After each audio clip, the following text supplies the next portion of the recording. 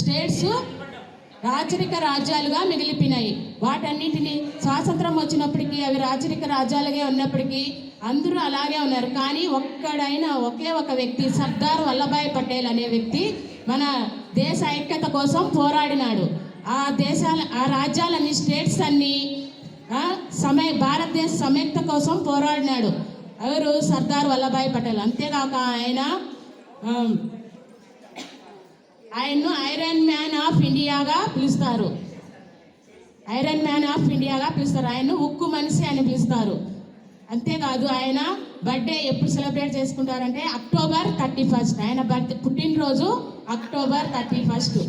అందుకనే భారత ప్రభుత్వం మన దేశాన్ని, అనేక దేశాలను జాతీయ సమైక్యతం చేసినాడు. కాబట్టి భారతదేశాన్ని అతనికి 2014 అక్టోబర్ 31వ తేదీన అతని బర్త్డే సందర్భంగా మనము రాష్ట్రీయ ఏకతా దివాస్గా సెలబ్రేట్ చేసుకోవాలని భారత ప్రభుత్వం ప్రకటించింది.